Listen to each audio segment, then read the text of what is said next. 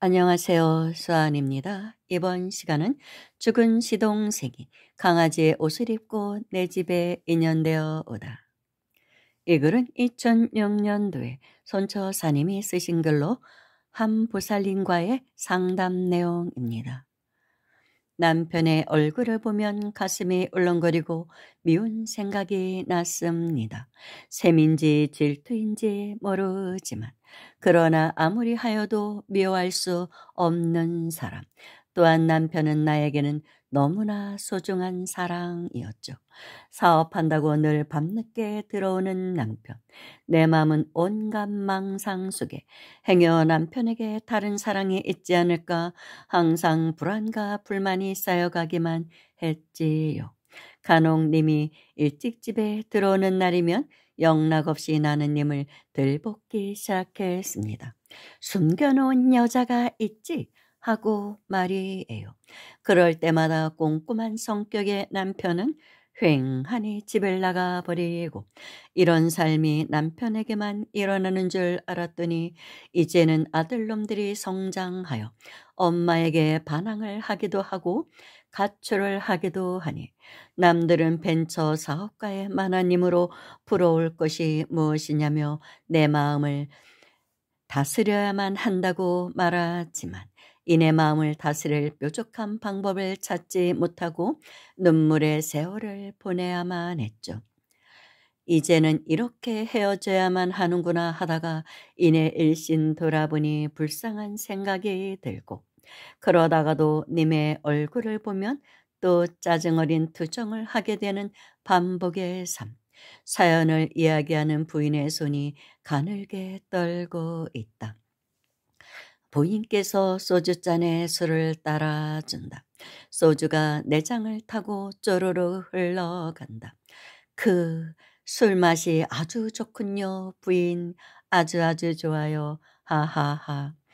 부인께서 다시 공손히 또 술을 따른다. 부인 기왕이면 안주도 한 저름. 하하하. 안주도 역시 맛이 있습니다. 그려. 부인이 부끄러운 듯 고개를 숙인다. 내심 이렇게 생각했다. 이런 마음으로 가족에게 대한다면 무슨 문제가 있으랴. 사랑은 소유하는 것이 아니라 주는 것인데 하고 말이다. 그래서 부처님께서 고통은 집착하는 것에서 생긴다고 하셨던 거요. 소주는 써서 입에 들어갈 때는 인상 찌푸리고 먹는 뒤 어째 이렇게 달콤하다고 하는기요. 그 술맛 좋다 또 한 잔. 부인께 술잔을 건네며 한마디에 본다.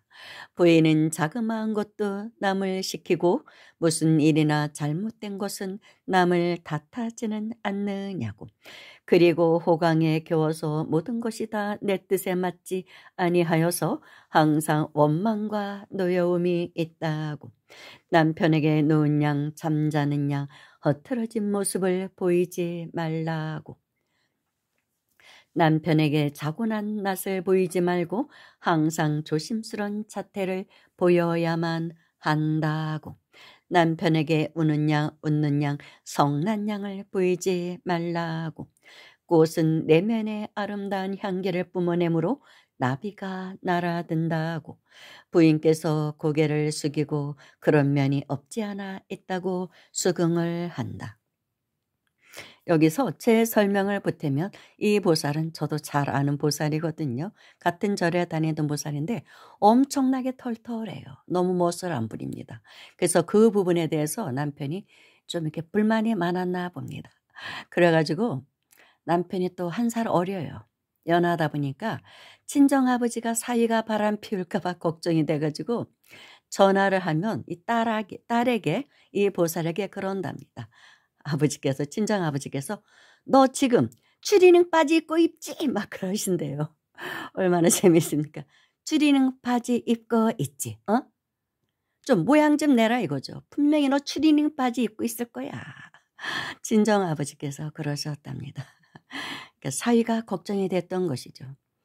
젊고 능력 있고 얼마든지 이제 바람 피우고 그럴 수 있으니까.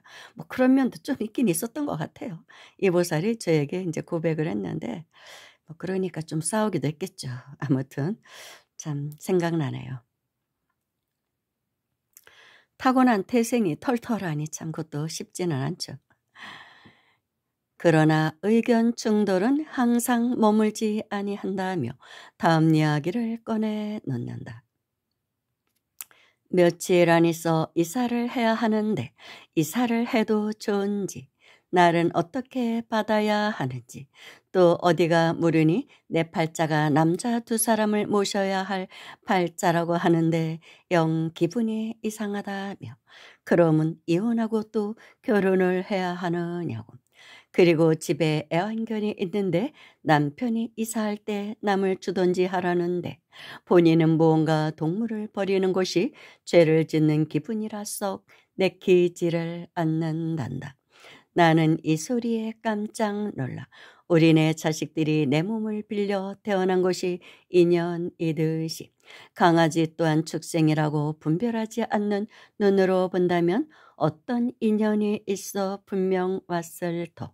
만약 분별하는 마음으로 강아지를 남을 주던지 버린다면 아마도 남편께 무슨 병고가 있을지 모른다고 일러본다. 그리고 두 번 시집가야 한다면 강아지를 기움으로 해서 두 남자를 섬기는 일이니 두려워하거나 걱정 말라고 하였다.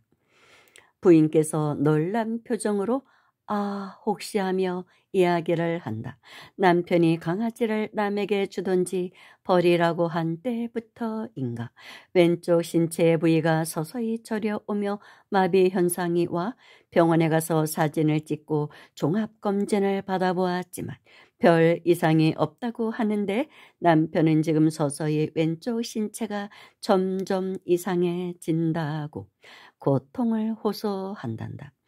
그런데 남편에게 이런 이야기를 하면 분명 무슨 미친 소리 하느냐고 할 텐데 하며 부인이 근심 어린 얼굴을 한다. 걱정하는 부인에게 관세음보살님께 귀하는 마음으로 못알한 일을 사경을 하고 암송하다 보면 상황이 바뀔 것이라 했다. 그리고 아들에게는 법명을 지어주고 남편과 자식에 대한 소유욕과 집착을 버리라고 했다. 또 강아지를 안고서 나무아미탑을 연부를 해주면서 좋은 주인 만나 가든지 다음 생에 인간 몸 받으라고 기도해 주라 했다. 그리고 이사를 가면 천지팔량경을 하루에 3번씩 7일간 하며 경전의 말씀들을 내 마음에 새기라고 권했다. 그로부터 며칠이 지났다. 이 부인으로부터 황당한 전화를 받게 된다. 못알한 일을 하면 좋다고 하여 열심히 하였는데 기가 막힌 일이 벌어져 어쩌면 좋으냐고 반은 불신과 원망 어린 말들을 한다. 강아지가 황당한 일을 저질렀단다. 6년 동안 부인 집에 자주 들르는 옆집 할머니를 만나 며칠 후에 이사를 하게 된다고 이야기를 하는데 강아지가 갑자기 할머니를 보더니 달려들어 다리를 물고 말았단다. 처음 보는 낯선 사람이 아니고 매일같이 놀러 오시는 할머니인데, 그리고 강아지와 항상 지낸 할머니였는데 어째 이런 일이. 할머니는 지금 전치 3주의 진단을 받고 입원 중이라고. 참 난감합니다. 집에서 편하게 살림이나 하고 골프나 치러 다니면서 노는 여자가 남편 사업에는 아무 도움도 못 되었던 여자가 집에서 강아지도 못 보나 하고 남편에게 혼날까봐 겁이 났습니다. 요 근래 남편은 사업 일이 잘 안 풀려 아주 신경이 예민한데 불안에 떨면서 남편에게 전화하니 그놈의 개새끼 당장 내버리라고 난리를 치는데 걱정이 태산 같습니다.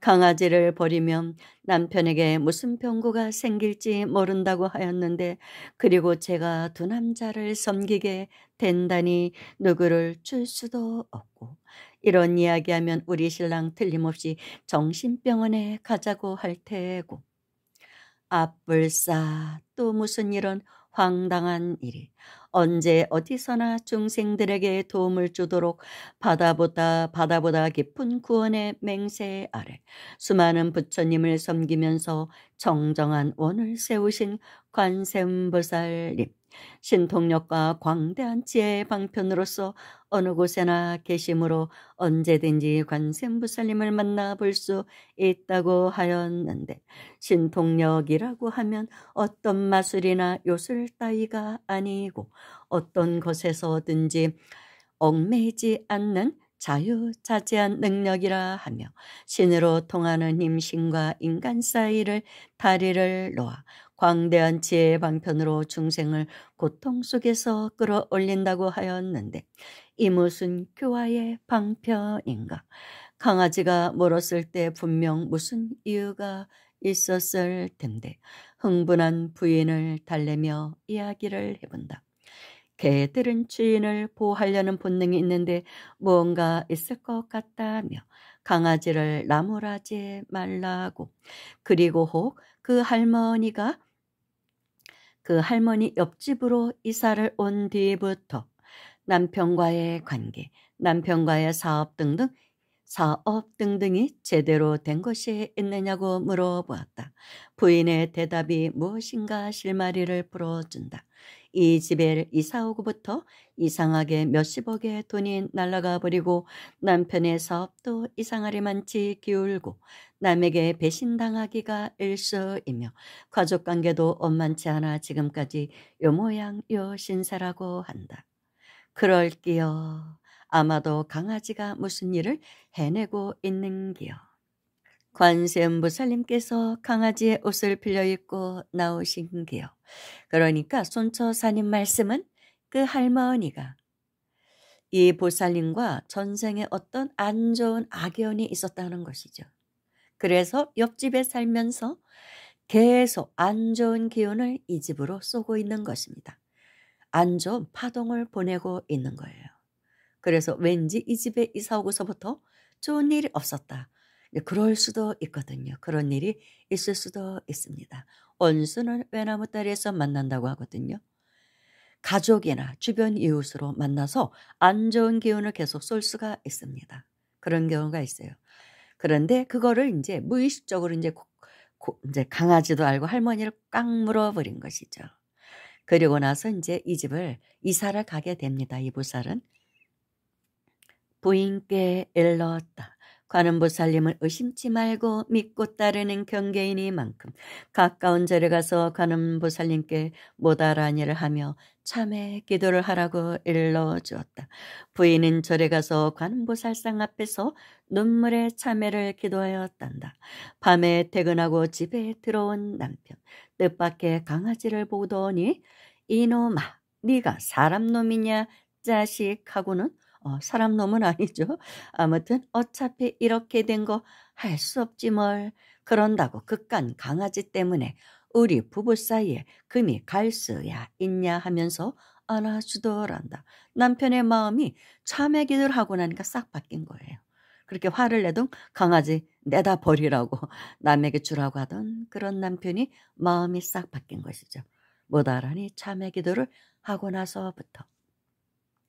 다음 날 할머니는 보상금 달라고 난리치고 그 집 자녀들은 할머니를 평생 책임지라고 생떼를 쓰고 괴로운 마음을 끌어안고 절에를 찾아가 3일간을 할머니 빨리 낫게 해주시고 모든 일들 원만히 해결하게 해달라고 하였는데, 묘하게도 3일기도 마지막 날 절에서 한 보살이 강아지도 상해보험 처리가 되니 알아보라 해서 알아보았더니 보험회사에서 몽땅 처리해 주었고, 할머니에도 당뇨가 있어서 치료가 힘들다고 했는데 의사도 놀랄 정도로 빨리 상처가 아물어서 일찍 퇴원을 하게 되었다고 한다.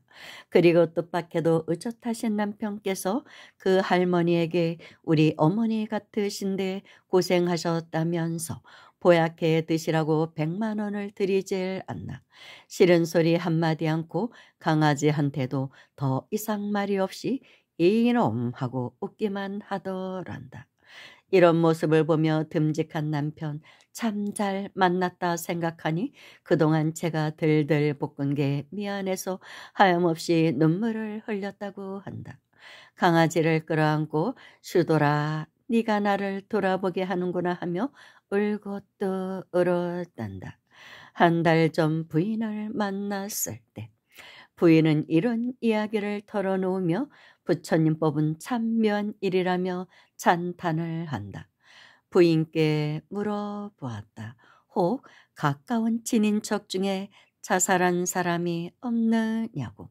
부인이 놀란 표정을 지으며 몇 년 전 시동생이 스스로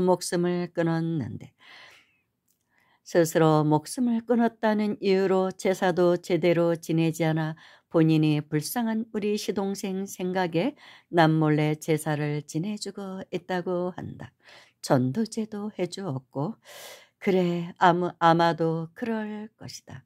그 고마움을 잊지 않고 도와주러 왔다고. 부인은 그렇다면 우리 강아지가 부인은 또 눈물을 글썽인다. 그리고 집에 가서 강아지를 끌어안고 나무아미탑을 연보를 하며 이제는 강아지 옷을 벗고 인간 몸 받아 어리석음에서 깨어나 부처님께로 가라고 했단다. 그런 강아지가 이젠 슈도라 하고 부르면 오지를 않고 꼭 나무아미탑을 하면 뽀르로 쫓아 품에 안겨 연불 소리를 들으며 새근새근 잠이 들곤 한단다. 이 소식을 전해 듣고 몇몇 불자님들이 그 집을 방문하여 슈도라 하고 불러보니 정말로 본체만체 하더라나. 그래서 나무 아미탑을 하니 좋아서 발짝발짝 뛰며 쫓아와 납작 엎드려 절하는 신용을 하더란다. 이 중에 저도 한 사람입니다. 이 강아지에게 절받은 사람. 이사를 하고 난 뒤 부처님법이 무섭기도 하고 사람의 삶이라는 것이 슬펐단다. 그런데 어느 날 밤 남편이 맥주를 사가지고 들어왔습니다. 잔뜩 겁에 질린 내게 술 한잔 하자면서 얘기를 하더군요. 잘못됐다는 말 한마디가 그렇게 힘이 드냐. 우리 오늘로 다 풀자. 다시는 그러지 말자. 아, 저는 정말 남편에게 감격했고 부처님께서 감사했습니다. 부처님께 감사했습니다. 제 마음을 바꾸니 남편 마음도 돌아선다는 것을 체험했으니까요. 쑥스러워 대답을 않다가 다음날 남편에게 핸드폰으로 문자를 보냈단다. 여보 사랑해요. 그랬더니 남편이 일하다 말고 집으로 달려왔습니다. 너 문자로 보낸 말 입으로 직접 해봐라. 그래서 제가 그랬죠. 이렇게 든든하고 훌륭한 남편하고 같이 살 수 있어서 감사하다고요. 존경합니다 했지요. 그랬더니 남편이 네가 웬일이냐? 항상 날 우습게 알더니 밖에서는 유능한 사람이라고 사람들이 칭송이 자자해도 마누라한테는 한 번도 칭찬을 못 들어봤어. 늘 불만이었는데 이제야 내 진가를 인정하다니 하면서 절 꼭 끌어안아 줬답니다. 그리고 남편께서 꿈 이야기를 하는데 금개구리가 나타나 왼쪽 목을 물었다고 한다. 목을 물리고 난 뒤 잠시 후 낚시줄 같은 시로라기 같은 것들이 엄청 많이 빠져나왔단다.